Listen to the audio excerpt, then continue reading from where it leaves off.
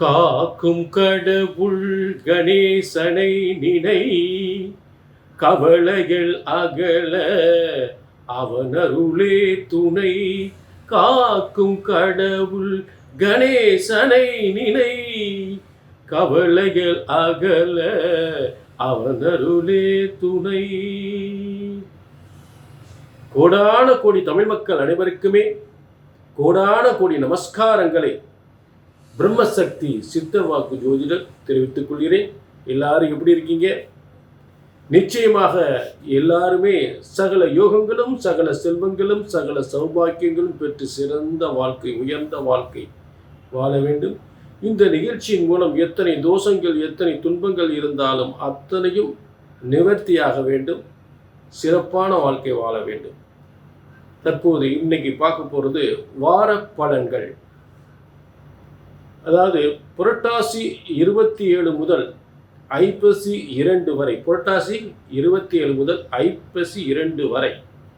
இதற்குரிய ஆங்கில தேதி 13/10/2025 முதல் 13/10/2025 முதல் 19/10/2025 வரை, 19/10/2025 வரை இருக்கக்கூடிய வார பலன்கள் நம்ம பார்க்க போகிறோம். இந்த வாரத்தில் மகம் நட்சத்திரம், அதாவது இந்த சற்று வித்தியாசமாக ஒவ்வொரு நாளும் என்னென்ன நட்சத்திரங்கள் அப்படின்றத முதல்ல விளக்கம் சொல்கிறேன். 13ஆம் தேதி, அதாவது ஆங்கில தேதி 13ஆம் தேதியிலேருந்து 19ஆம் தேதி வரைக்கும் ஆரம்பிக்குது. இதில் 13ஆம் தேதி மகம் நட்சத்திரம், அப்புறம் 14ஆம் தேதி பூர நட்சத்திரம், அப்புறம் 15ஆம் தேதி உத்திர நட்சத்திரம், 16ஆம் தேதி ஹஸ்த நட்சத்திரம், 17ஆம் தேதி சித்திரை,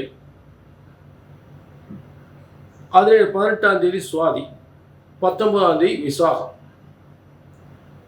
ஆக மகத்தில் ஆரம்பித்து விசாகத்து வரைக்கும் இந்த வார பலன்கள் முடியுது. விசாகத்தோட இந்த வாரத்தில் முடியும். விசாகம் குருவோட நட்சத்திரத்தில் பிரமாதமாக மகம் நட்சத்திரம் ஜகத்தை ஆளும் என்று சொல்லக்கூடிய இந்த வாரத்தின் தொடக்க நாள், வார பலனின் தொடக்க நாள். முடிவு, இந்த வாரத்தின் முடிவு பலன்களை பெறக்கூடிய ஒரு அருமையான நாள் விசாக நட்சத்திரம், குருவோட நட்சத்திரம். ஆக இந்த வாரம் என்பது சிறப்பாக அமைந்திருக்கிறது. உங்கள் அனைவருக்குமே சிறப்பாக அமைந்திருக்கிறது. ஆக பொதுவாக இந்த வாரத்தில் கடந்த காலத்தில் ஏற்பட்ட மிகப்பெரிய ஒரு துன்பங்கள்லாம் நீங்கக்கூடிய ஒரு சிறப்பான வாரமாக அமையப் போகிறது. அதில் மாற்றமே இல்லை. என்னன்னு கேட்டிங்கன்னா, குரு முதல்ல பயிற்சி ஆகிட்டார். எப்போ ஆகிட்டார் பார்த்தீங்கன்னா 8/10 பயிற்சி ஆகிட்டார்.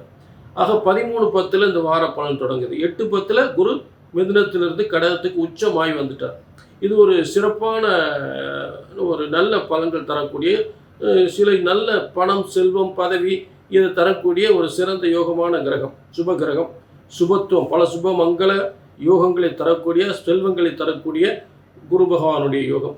அப்போ உங்களுக்கு ஏற்கனவே ஏற்பட்ட பிரச்சனைகள் என்ன, அந்த பிரச்சனைகளிலிருந்து தற்போது இந்த கிரக மாற்றத்தினால் என்னென்ன யோகங்கள் ஏற்படுகின்றது, என்னென்ன மாறுதல், என்னென்ன யோகங்கள், என்னென்ன மாறுதல்கள், என்னென்ன முன்னேற்றங்கள், என்னென்ன பாதிப்புலேருந்து நமக்கு விடுதலை ஆகி வரப்போகிறோம், என்னென்ன பிரச்சனைகளிலிருந்து அந்த பிரச்சனைகள் தீரக்கூடிய யோகங்கள் ஏற்பட போகுது அப்படின்றத தெளிவான முறையில் நம்ம பார்க்க போகிறோம்.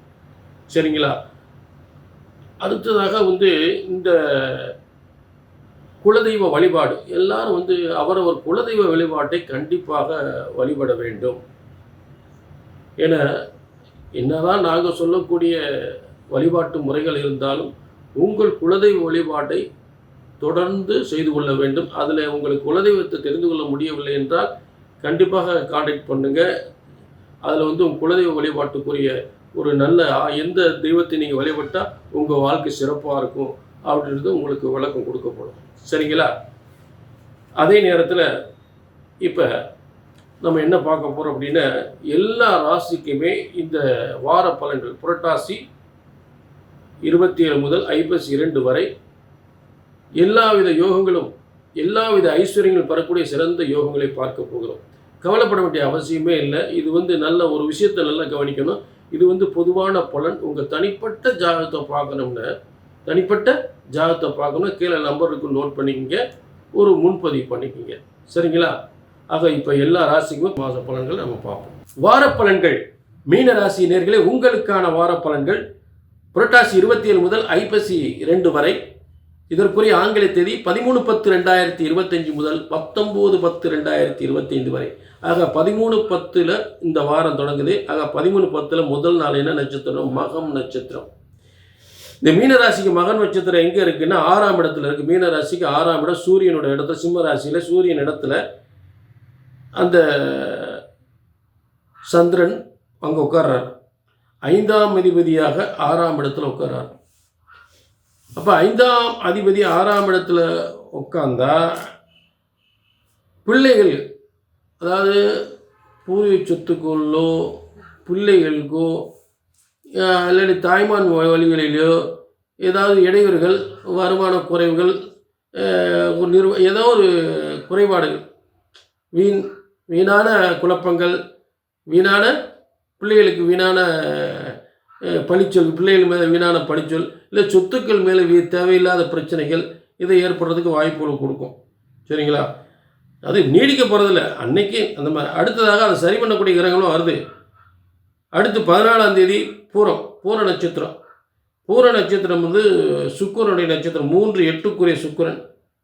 ஆக 3/8க்குரிய சுக்கிரன் வந்து உங்களுக்கு 7ஆம் இடத்துல இருக்கார். சூரியனோட சேர்ந்திருக்கார். 6ஆம் அதிபதியோட சேர்ந்திருக்கிறார். அப்போ கணவன் மனைவிக்குள்ளே இருந்து ஏதாவது ஒரு பிரச்சனைகள் ஏற்படுறதுக்கு வாய்ப்புகள் கொடுக்கும். 7ஆம் இடத்துல 6ஆம் அதிபதியும் 3/8க்குரியும் இருக்கும் பொழுது கொஞ்சம் கவனமாக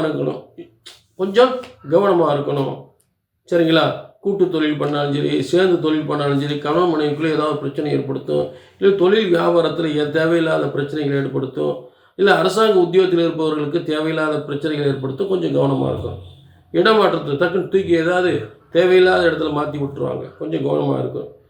சரி, அடுத்ததாக 16ஆம் தேதி ஹஸ்த நட்சத்திரம். 16ஆம் தேதி ஹஸ்த நட்சத்திரம். அது உங்களுக்கு சந்திரன் அந்த நாள் வந்து ரொம்ப எல்லா பிரச்சனையும் தீரக்கூடிய நாளாகும். ஏன்னா உங்களுக்கு ஹஸ்த நட்சத்திரம் என்பது சந்திரனுடைய நட்சத்திரம்.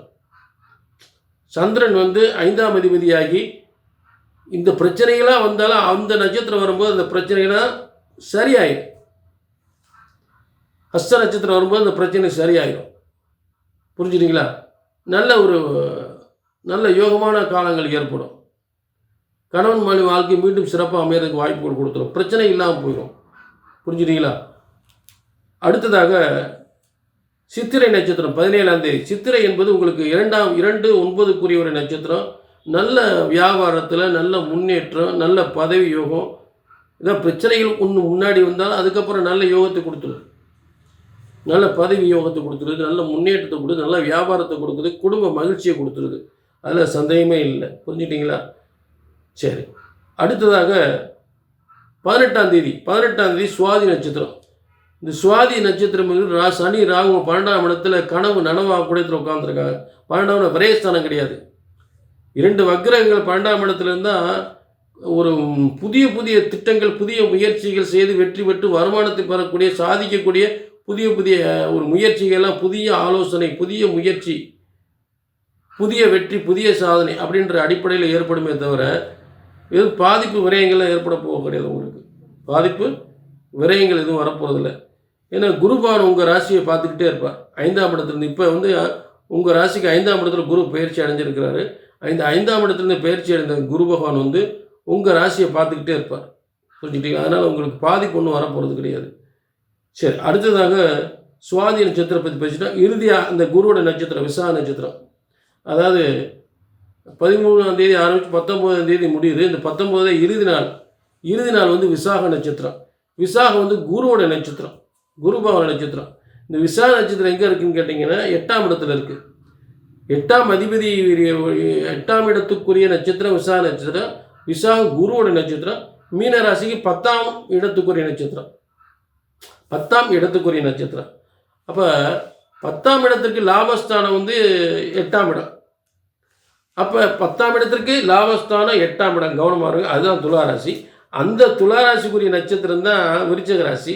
அப்போ தொழில் லாபம், வருமானம், முன்னேற்றம், பதவி முன்னேற்றம், வேலை வாய்ப்பு, பதவி யோகம் கண்டிப்பாக சிறப்பாக இருக்கும். வருமானங்கள் நல்லா சிறப்பாக இருக்கும். எத்தனையோ பிரச்சனைகள் வந்தாலும் இறுதியாக நமக்கு நல்ல வருமானம், முன்னேற்றங்கள், பதவி யோகங்கள் நிச்சயமாக ஏற்படும். புரிஞ்சுட்டீங்களா? இன்னும் இறுதி நாள் குருவோட நட்சத்திரம். ஆக மீனராசி நேயர்களே, இது வந்து பொதுவான பலன். உங்கள் தனிப்பட்ட ஜாதகத்தை பார்க்கணும்னா கீழே நம்பருக்கு நோட் பண்ணிக்கோங்க, ஒரு அப்பாயின்மெண்ட் வாங்கிக்கோங்க. சரிங்களா? மீண்டும் ஒரு நல்ல நிகழ்ச்சி சந்திக்கும் வரை உங்களிடம் இந்த விடைபெறுவது 18 சித்தர்களும் முனிவர்களும் உருவாக்கிய சித்தர் வாக்கு ஜோதிடர் பாலச்சித்தர். நன்றி, வணக்கம்.